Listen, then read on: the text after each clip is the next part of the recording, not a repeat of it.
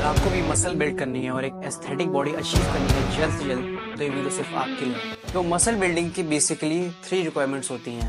Number 1, हमारी diet.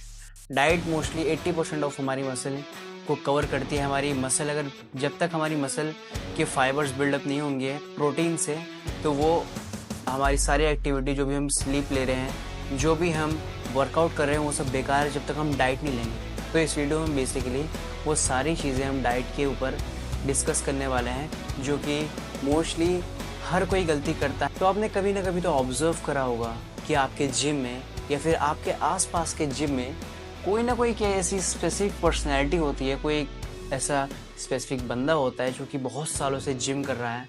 आप भी उसे देखते आ रहे हो कि वो बहुत सालों से जिम कर रहा है, लेकिन उसने अभी तक वो एस्थेटिक बॉडी अचीव नहीं कर पाया। वो एक मसल अपनी उसकी उस लेवल तक बिल्ड ही नहीं है। उसकी बहुत एक मिड फिजिक है, बहुत एवरेज फिजिक है, वो बहुत स्किनी सा दिखता है। फर्स्ट इंप्रेशन में उसको कोई कह नहीं सकता है कि ये जिम भी करता है।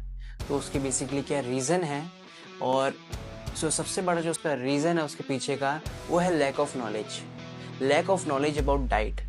क्योंकि वो स्लीप भी प्रॉपर ले रहा है और डेली वर्कआउट भी कर रहा है, उसको lack of knowledge about diet है।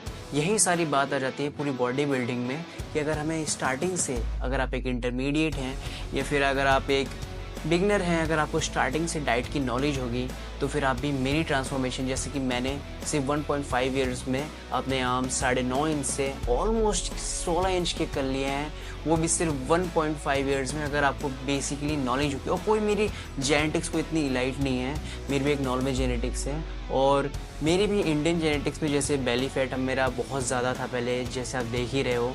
इसी तरीके से जैसे कि सबके जेनेटिक्स होते हैं, आप भी इसी तरह से आप ट्रांसफॉर्मेशन कर सकते हैं अगर आपको नॉलेज अबाउट न्यूट्रिशन होगी। क्योंकि स्लीप तो हर कोई ले लेगा और वर्कआउट भी हर कोई कर ही लेगा, लेकिन डाइट हमारा बहुत बड़ा रोल प्ले करती है बॉडी बिल्डिंग।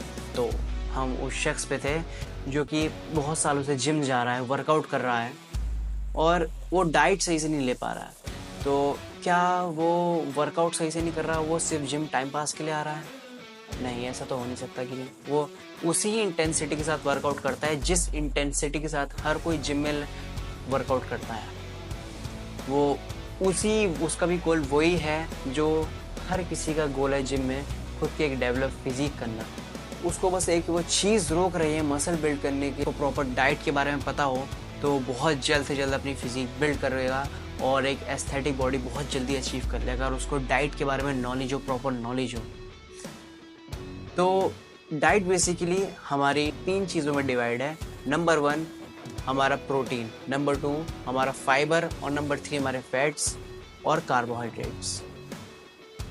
तो आपको डेली, नंबर 1 आपको डेली प्रोटीन इंटेक अपना 2 से 2.5 ग्राम आपको लेना ही है। अगर आप एक बिगिनर हैं तो स्टार्टिंग के 3 महीने में आपको अपनी बॉडी पर केजी ऑफ बॉडी वेट आपको 1.5 से 1.8 ग्राम लेना है। फिर 3 महीने बाद उसको आपको ऐड करना है 2 से 2.5 ग्राम आपको प्रोटीन लेना ही लेना है डेली।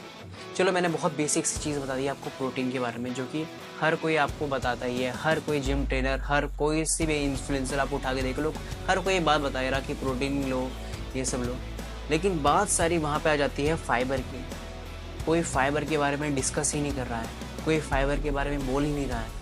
आखिर क्यों नहीं बोल रहा कोई फाइबर के बारे में? फाइबर भी उतना ही ज़रूरी है मसल बिल्डिंग में। फाइबर कोई डायरेक्टली नहीं करता हमारी मसल बिल्ड, प्रोटीन जाके डायरेक्टली लगता है हमारी मसल्स में। लेकिन फाइबर का जो केस है, वो फाइबर हमारी डायरेक्टली मसल बिल्ड नहीं करता, वो इनडायरेक्ट हमारी मसल बिल्डिंग में हेल्प करता है। इस तरीके से कि जैसे आपने प्रोटीन ले लिया 2 से 2.5 ग्राम डेली, आपने 200 ग्राम प्रोटीन ले लिया अपनी बॉडी वेट के हिसाब से। अब उसको डाइजेस्ट करने के लिए हमें चीज़ लगेगी, वो है फाइबर। मोस्टली लोग प्रोटीन इंटेक अपना हिट कर लेते हैं, तब भी उनकी फिजिक नहीं बन पाती है। बहुत सालों से मेहनत कर रहे हैं तब भी नहीं बन पाती, इसलिए नहीं बन पाती क्योंकि वो फाइबर नहीं ले रहे हैं। वो प्रॉपर फ्रूट्स वेजीज नहीं खा रहे हैं, वो बस प्रोटीन, चिकन और एग्स पे फोकस कर रहे हैं, ना कि अपने फ्रूट्स और वेजीज पे जिसमें फाइबर होता है, हाई क्वालिटी जिसमें फाइबर होता है। वो फूड को बहुत ज़्यादा अनदेखा कर रहे हैं। तो अगर आप भी ये गलती कर रहे हैं फाइबर ना लेने की अपनी डाइट में, तो अभी से अपने फाइबर अपने डाइट में आपको ऐड करना ही करना पड़ेगा। अगर आपको अपने स्टमक को हेल्दी रखना है, अपने इंटरनल ऑर्गन को अगर आपको हेल्दी रखना है, अपने लीवर को, स्टमक को, तो आपको फाइबर बहुत ज़्यादा इंपॉर्टेंट हो जाता है। फिर बात आ जाती है हमारी फैट्स की।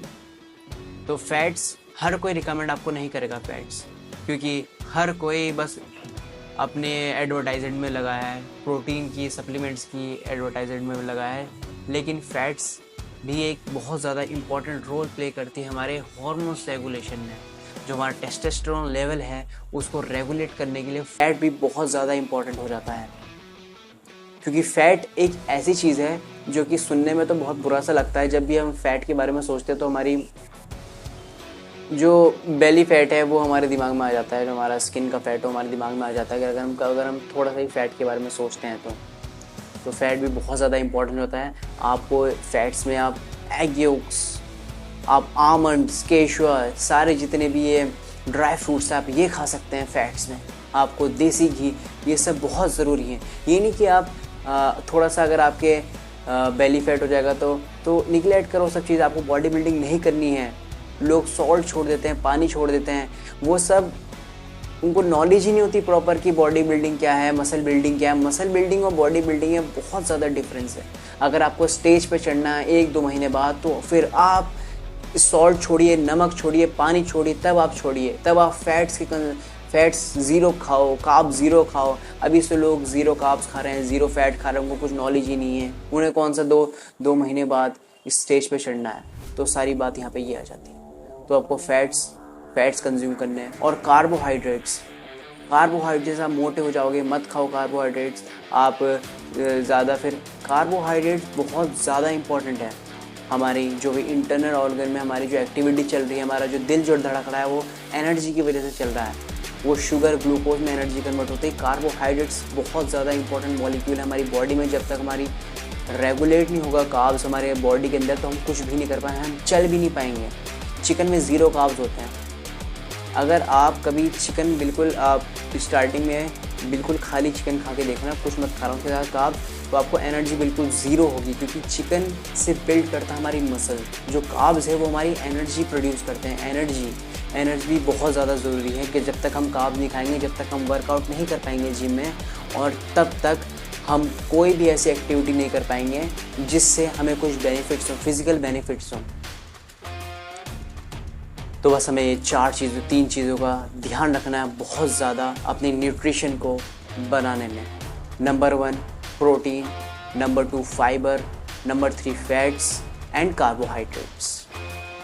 फाइबर भी उसी तरीके से ले जिस तरीके से आप प्रोटीन हिट करते हैं अपना डेली रिक्वायरमेंट, जिस तरीके से आपको फिगर होती है प्रोटीन हिट करने की, उसी तरीके से आप फाइबर की हिट करें। डेली आपको ज़्यादा से ज़्यादा फाइबर खाना है, ज़्यादा से ज़्यादा आपको अपने स्टमक हेल्थ का ख्याल रखना है। मैं ये नहीं कह रहा कि आप बस फाइबर पे कंसंट्रेट करो, प्रोटीन मत खाओ। प्रोटीन तो बहुत ज़्यादा ज़रूरी है, लेकिन जो इनडायरेक्टली सबसे ज़्यादा ज़रूरी है वो है फाइबर। आपको अपने फाइबर पे बहुत ज़्यादा ध्यान रखना है। तो होप करता हूँ आपको ये वीडियो अच्छी लगी होगी, और नेक्स्ट वीडियो के लिए जो कि रहेगी हमारी वर्कआउट के जो नेक्स्ट वीडियो रहेगी वो इसी तरीके से मैं उसमें सारे आपकी डाउट्स क्लियर करूँगा कि किस वजह से आपकी मसल बिल्ड नहीं हो पा रही। तो नेक्स्ट वीडियो हमारी रहेगी वर्कआउट के ऊपर। मिलते हैं जल्दी। अगर आपने अभी तक चैनल सब्सक्राइब नहीं करा है तो उस लाल वाले बटन को दबा दो, उस पर कुछ भी फेंक के मारो, डंबल फेंक के मारो, प्रोटीन का डब्बा फेंक के मारो, लेकिन उस लाल वाले बटन को दबा दो। So thank you, hope you enjoy watching this video. Have a nice day.